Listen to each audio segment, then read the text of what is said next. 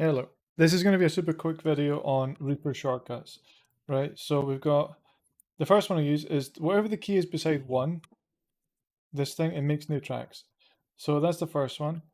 Let's delete these. I'll make one new track. I'll drag something in. Let's just say some rock sounds. Hold on. Cool. So if I want to sum this to mono, I just hit 2, and all that does... Oh, no, that's not it. Shortcuts, 2. Item properties set channel to left. I don't sum it to mono. I don't sum both channels to mono. I only choose left or right, usually, like 95% of the time. If I want to bounce that down, I just hit 1. But normally, you need to Control L to set loop regions. I don't know if that's standard. And then, so set loop regions. Click on the track, and then hit 1. And this just bounces it down to a stereo track, and you can just sum that to mono. Doesn't really matter if you take left or right, because they're both mono anyway. Another thing I have is, this is caps lock, and it just mutes the track. I think that's quite useful as well. And then if I want to delete it, it's tab. I think that's the easiest thing to do, because otherwise you're reaching over to press delete every single time. And all the time I want to, well, hit S to split the item, 2 to sum this to mono, then I think it's a standard thing to press Alt and then do this. So I can do this, and then your hand's already close to the S button, your left hand, so you can easily just delete that. So then I can just mute this, and then add the fade and bring this down. And I've got these item volume handle things here.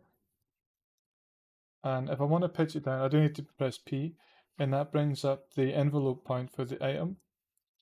Then I can do whatever. Then pitch this down, and then split. So, okay, so I've got my design, right? I've got, let's just make some new tracks.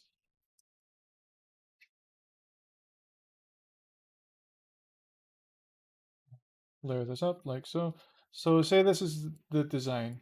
Let's look. Terrible. Cool. So do this. I'm going to group this. You don't really need to group it. I'm going to do Control L to set the loop points. I'm going to hit 3, and that brings up this Variator thing. And there's a bunch of different presets. Well, there's only 3 or whatever that I actually use. And then this is good for like UI sounds, where if you get some weird artifacts, it doesn't actually matter that much. I wouldn't do this for gunshots or anything because it just sounds a bit weird. So we can just loop this and hit mutate. Well, I'll show you first. Right, so that's terrible. And that's a variation. And I'm just hitting Control Z, well, making a variation, hitting Control Z and doing it again until I get something good. So say you've got like all of these, and you want to make variations of all of these, and I wouldn't do this and then mutate all of these, because this could sound cool, this could sound cool, and then this one could sound a bit weird. So then you need to Control Z and kind of do it again. So what I normally do is just do one at a time, or one section at a time. It's a handy tool, but don't go over the top with it. You know, make variations properly, I would say. But another cool thing you can do is just by hitting this Chernobyl button. So I'm going to show you with some proper source here. Cool, so I'll use this one, this one, this one. These are, I don't know how I made these, but yeah, whatever. So say we want this, like so.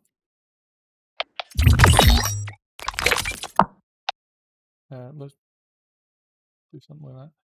So then let's highlight this, Control L, and then Chernobyl. That looks a bit weird. There's a lot of silence there, so I'm going to Control Z. I'm going to just, well, let's try again. Oops. Cool, so we get this. Chernobyl again, then we can mutate that.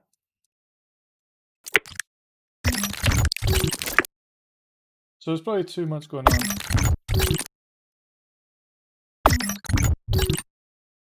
then Chernobyl that. So, I mean, this is a terrible example, but like you get loads of these kind of things.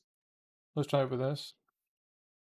It's just, I find this quite useful if you just want to make a quick sort of UI type sound. Like it doesn't need to be anything amazing, it just needs to work and it needs to be done kind of quick. Yeah, so loop this, Chernobyl.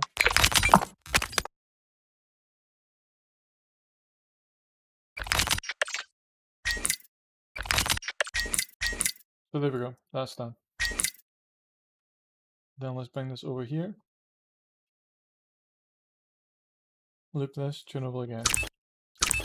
So you get the idea. Then I think that's pretty much it. I do have this other thing for gunshots. So I'll just show you this now. Because what I find is it's really annoying to keep, you know, so you've got the videos here, for example. You need to cut this one here, then drag this one over, then cut this one here. Then they don't line up perfectly and it's got that weird stuttery thing that sounds shit. So what I normally do is I'll put the marker here, whatever.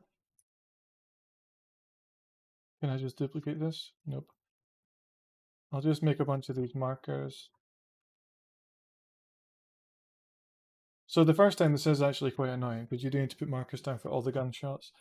And then I'm going to say this is gun 1. So what we can do here is I can just highlight this and so we need 1, 2, 3, 4, 5, 1, 2, 3, 4, 5. So I can delete this. I'm not too worried about this for now. Then I can hit, I actually can't remember the button, I think it's 9. Yeah, so that will strip the silence, which is what we want. Then we can split that, and I'm going to hit 9 again. For some reason it doesn't do it first time. But yeah, we need to do this. So now, this, I'll tell you what command that is. No, gun setup. Okay, let's. Dynamic split, then it says LKC align selected items to marker inside time selection. Then it's explode items onto the tracks below. So you're thinking, cool, I'm done with my gunshot. Well, the problem is, when these go into Ys, I like to keep everything the exact same length. So then I've got this thing here, and I just set this to 1. Yeah, I've also got this other script here, which is on 5, and that moves it to the next transient, although you can see it seems like it's a bit too sensitive. So I don't really use that one quite as much, because it's catching all these and this would take forever. Another thing that I use all the time is this, is Alt Spacebar, which is toggle play from mouse cursor position and solo item and track under mouse for the duration. So instead of having to go here, then this one, then this one, I can just, I'll just bring these down a bit.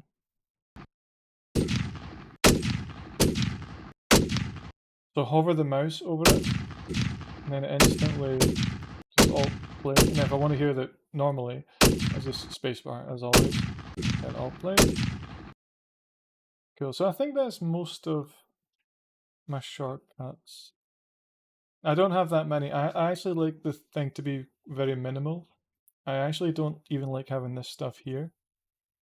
I'd like this to be totally blank. I know some people like having loads of buttons and stuff, but I think it's just clutter. And yeah, if there's something I need, I do have this on control question mark, shift question mark. Then I can just type in, you know, whatever I need really. But very rarely do I actually need to do that. I mean, 90% of the commands I just have on the keyboard. So 3, 2, 1. Yeah, I think that's pretty much it. That's all I really use. Yeah, cool. If I think of anything more, I'll make like a part 2 video, but that's pretty much it. Cheers, hope this was useful.